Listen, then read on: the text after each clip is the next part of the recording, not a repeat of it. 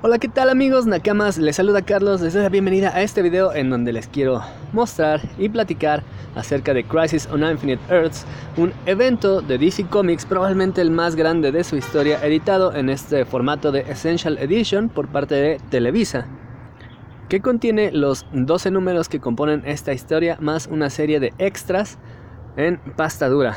Y si además de los cómics te gustan las novelas gráficas, los monos chinos, cualquier cosa que tenga que ver con el noveno arte, bienvenido, este es tu canal.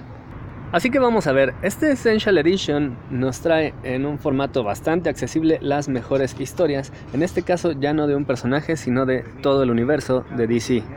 Esta edición en pasta dura, de portada mate con registro de barniz en algunas ilustraciones en el título, en la portada, en el lomo y en la contraportada, tiene un costo de 449 pesos. Y si deseas adquirirlo, te lo puedo enviar hasta la comodidad de tu hogar junto con una gran variedad de títulos de cómic y manga de editoriales como por supuesto Televisa, Panini, Camite, Planeta.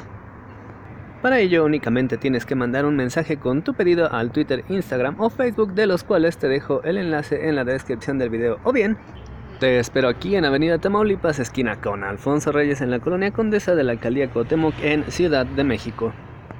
Crisis en Tierras Infinitas es probablemente uno de los más grandes eventos, además de ser el primero, y se publicó a lo largo de todo el año de 1985, así es, ya va a cumplir 35 años este 2020.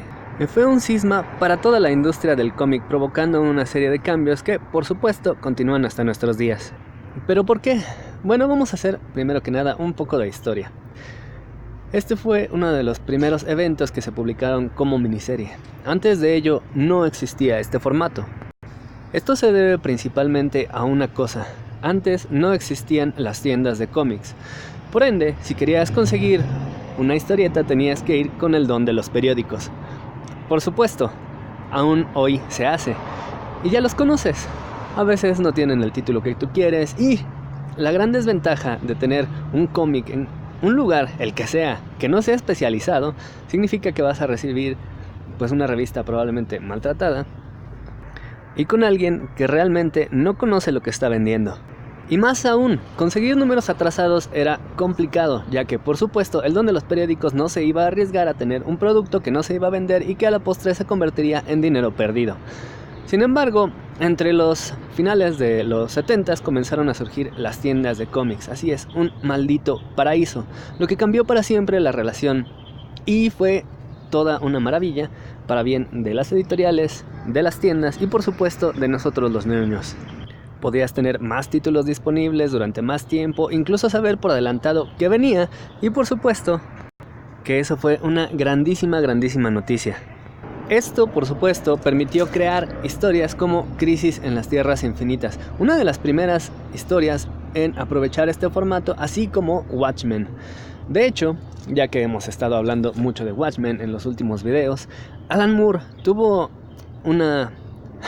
bueno, el infortunio de la relación de DC Comics y Alan Moore comenzó a raíz precisamente de esta situación, en la cual los problemas de distribución ocasionaban que muchas revistas quebraran. Así es, revistas pulp en donde se editaban los cómics. El caso fue con V for Vendetta. Vendetta fue publicada a lo largo de 7 años, entre el 82 y el 89. Esto a causa de la muerte de la revista en donde era publicado, faltando únicamente 2 números. Varias revistas, varias otras publicaciones le ofrecieron a Moore publicar los últimos números y finalmente fue DC Comics quien ganó. De hecho, Watchmen fue publicado y terminado antes de que se terminara de publicar Vendetta, con todo y sus retrasos. Pues bien, Crisis fue una historia ambiciosísima que planeaba utilizar este formato y que de hecho tomó bastante tiempo para que se le diera forma. El autor, Mark Wolfman, era un gran fanático de los cómics. De hecho, la Crisis es la cristalización de todos sus sueños desde niño. Wolfman entró a trabajar a las compañías, llegando hasta DC para después irse a Marvel, y en su vuelta a DC, una de las primeras cosas que hizo desde su primera entrada fue plantear una historia que involucrara a todo el universo. Como les contaba, por el formato que había antes, no era posible que este tipo de historias fueran publicadas, ya que corrían mucho riesgo, y en ese entonces el modo de introducir historias nuevas era crear personajes completamente desde cero. Y aún así, el número mágico de una serie para saber si sobreviviría o no era el número 6, es decir, la mitad de los números de la historia que él pensaba hacer, así que era terriblemente arriesgado. Así que los ánimos cambian por completo cuando existen las tiendas de cómics, se cimentan y pueden hacer esta increíble locura, que curiosamente es anunciada desde 1981 como historia de DC, un evento que iba a transformar todo, y que lleva 4 años de investigación y de planeación para que finalmente la historia pueda llegar a ser publicada en 1985. De hecho, la historia original era planeada para ser de 10 números y al final esos 4 años de investigación se convirtieron en los números 11 y 12, los cuales plasmaron, pues bueno, la historia definitiva y reinventada del universo DC en un gran y magnífico libro de historia.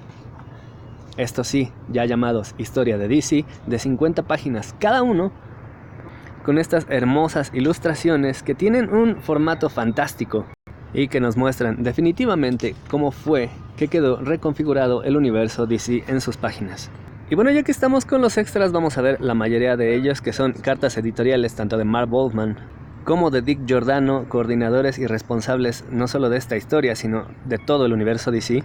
Cosas tan increíbles como el guión original de apenas 4 páginas en el que de manera muy apretujada se narraba todo, y la carta que se le dirigió a todos los autores de cómics para que comenzaran a moldear y preparar sus cómics y los títulos para que todo se dirigiera hacia Crisis.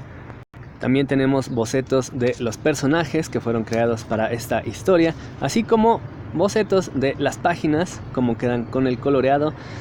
La verdad es que son documentos que siempre son increíblemente interesantes de ver, ya que podemos ver las anotaciones incluso que se hacen al margen de las páginas, dándonos una idea de cómo es que se conforma el cómic, y también tenemos un poco de portadas variantes.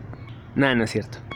Así que sí, bueno, muy chingón todo, mucha historia, muchas anécdotas, muy chida, pero ¿de qué trata? Bueno, tenemos de manera muy sencilla un enemigo creado para esta historia, el cual va a destruir el multiverso.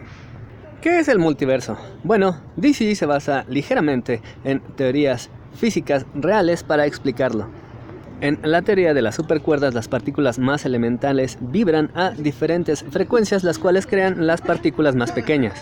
Para las matemáticas, esto nos da una posibilidad extra que expresa que podríamos tener, para que esta teoría sea cierta, entre 11 y más de 100 dimensiones extras. Pueden ser dimensiones de bolsillo o extrañas que ni siquiera imaginamos que están con nosotros, pero que no las vemos. Para DC, esto se demuestra como diferentes tierras con diferentes frecuencias de vibración que son esencialmente iguales, pero con pequeñas diferencias. Esto nos da que tengamos diferentes Supermanes, Batmans, Mujeres Maravilla y distintos héroes en cada una de ellas, así como hay algunas en donde la historia es completamente distinta, pero todo es esencial y básicamente muy parecido.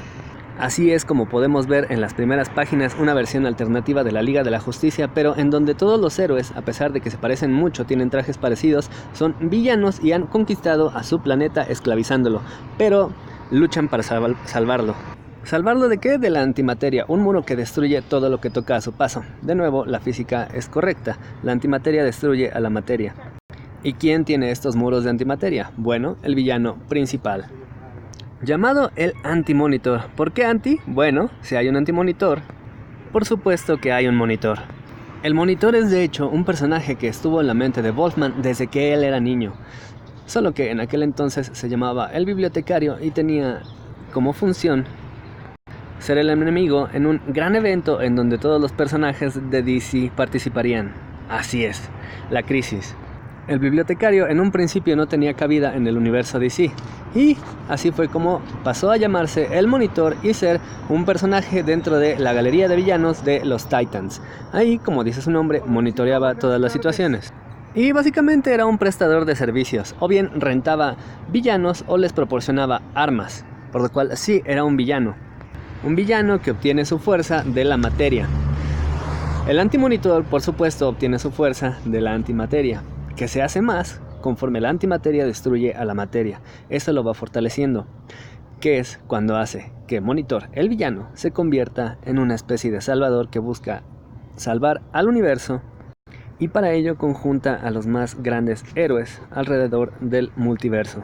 Aunque eso sí, tanto el Monitor como el Antimonitor son seres que han vivido a lo largo de millones de años, y el Antimonitor está al tanto del plan de su rival, por lo cual logra incluso robarle a algunos de los miembros de su equipo, complicando así muchísimo las cosas para el equipo de héroes que busca salvar el multiverso y poniendo todo del lado del Antimonitor. Y déjenme decirles un grandísimo spoiler: aquí el villano gana. El Antimonitor logra destruir la mayoría de los universos para crear uno solo en donde él va a ser el mandamás. Esto podría haberse quedado así de no ser por la increíble lucha que dan los héroes en contra de él, y logran que algunos pocos universos se salven, pero al mismo tiempo los ponen en peligro. Logran salvarlos y ponerlos en un mismo espacio, lo cual provoca una serie de problemas en el espacio-tiempo, así que si llegan a juntarse por completo se destruirían. Así que no se destruyen todas las tierras, pero los héroes obtienen una victoria pírrica. De las pocas tierras que logran salvarse, renace una con elementos mezclados de todas las anteriores, causándole un montón de traumas a la mayoría de los héroes que o recuerdan este hecho o que se quedaron sin un pasado. Lo que es más, se quedaron sin un lugar en el cual habitar, puesto que ahora sus universos están destruidos. Así que ahí viene probablemente la parte más grandiosa y ambiciosa de toda la historia de Crisis en Tierras Infinitas. Cuando fue anunciado, se prometió que se iban a destruir mundos y que algunos héroes morirían. Y la verdad es que esto sucede. Como pueden ver desde la portada, algunos de los héroes más icónicos de DC mueren, algunos otros nacen, y algunos otros más son creados para perdurar hasta nuestros días, creando algunas de las historias más importantes y de las sagas más grandes dentro de DC, tales como las Crisis, La Noche Más Oscura y El Día Más Brillante, Doomsday Clock, por supuesto, Multiversity. Y además le da un lugar preponderante a los guardianes de Oa, así es, los jefazos de las Linternas Verdes, quienes en sus múltiples intentos de hacer del universo un lugar mejor, solo terminan cagándola siempre. La mayor ambición del evento de Crisis era terminar con DC como había existido hasta ahora, dando lugar a un nuevo universo, refrescado, más fácil de entender, que corregía todos los errores de continuidad que hasta ahora habían tenido, lo cual probablemente atraería a nuevos lectores. El hecho de que hubiera tierras distintas con una continuidad de décadas volvía muy difícil hacer nuevas historias, provocaba errores dentro de la continuidad, además de que no era tan atractivo para los nuevos lectores, que de entrada tenían que soplarse una continuidad de 40 años en una época en la cual era un poco más difícil acceder a la información, no todo estaba en Wikipedia. Así que ese fue el impresionante plan: acabar con todo el universo DC y rescatar solamente lo mejor para comenzar este grandioso universo desde cero y hacer publicaciones que no solo fueran agradables a los fans viejos, sino que atrajeran a los nuevos. Y así fue. De hecho, y a la postre, no solamente algunos de esos personajes volverían en crisis similares, así que el multiverso eventualmente volvió, y de hecho se sumó un multiverso oscuro que de hecho expandió el universo de DC. Incluso 6 años después, esto fue la base para que Marvel tuviera su propio evento, el del Guantelete Infinito, que después se convirtió en la Guerra del Infinito, que sirvió más o menos para lo mismo y de hecho tiene escenarios parecidos en el espacio. Esto llevó a la industria a niveles nunca antes pensados, llevándonos a cosas tan vendidas como la muerte de Superman. Pero 10 años después de este evento, la industria del cómic estaba muriendo, teniendo ahí sí una auténtica crisis, para después renacer, y ahora estamos inmersos en una realidad donde los cómics, sus personajes están en boca de todos. Pero eso sí, eso no se debe a las historietas, porque tenemos videojuegos, películas, series, muchísima mercancía, pero los cómics son una pequeñísima parte de esto. Y quién sabe, quizá esta nueva etapa muy ambiciosa, en donde estamos inundados de los personajes de los cómics, nos lleve después a una nueva muerte de esto y a un renacimiento paulatino de nuestros héroes. No lo sabemos. pero podemos aseverar que gran parte de cómo se han desarrollado las cosas es debido a este cómic, a esta historia. Una historia que demuestra que cuando un niño llega a cumplir sus sueños, realmente puede tocar el corazón de todo el mundo. Porque esta historia tuvo un impacto tan grande que los eventos después fueron, como pudieran ver, copiados en un inicio por Marvel con su guantelete infinito, y después se volvieron un gran atractivo al ver lo mucho que se vendían, para después volverse prácticamente una regla en donde una vez al año, desde hace muchos años, teníamos un evento que prometía cambiarlo todo y que involucraba a muchísimos cómics, pero eventualmente las cosas fueron perdiendo su sabor, convirtiendo pues lo que era un gran sueño en una pesadilla, todo por apuntar al dinero. Esta primer crisis no es solo una gran historia, sino también un gran pedazo de historia que yo creo que debería ser leído por todos los que alguna vez estén fascinados por el mundo del cómic. Y eso, amigos y nakamas, es todo por el día de hoy. Espero que les haya gustado, que sea de utilidad para sus compras, y sobre todo, si era la primera vez que llegabas al canal, espero que te suscribas para que nos veamos todas las semanas con las novedades de cómic, manga, colecciones y, como hoy, reseñas. Muchísimas gracias por haber visto este video. Si te gustó, deja tu like, compártelo si crees que a alguno de tus amigos ñoños le pueda ser de utilidad. Espero verte en el siguiente video, no sé cuándo llegue, pero mientras llega, espero tus comentarios, tus pedidos, pero sobre todo espero que te la pases muy chido.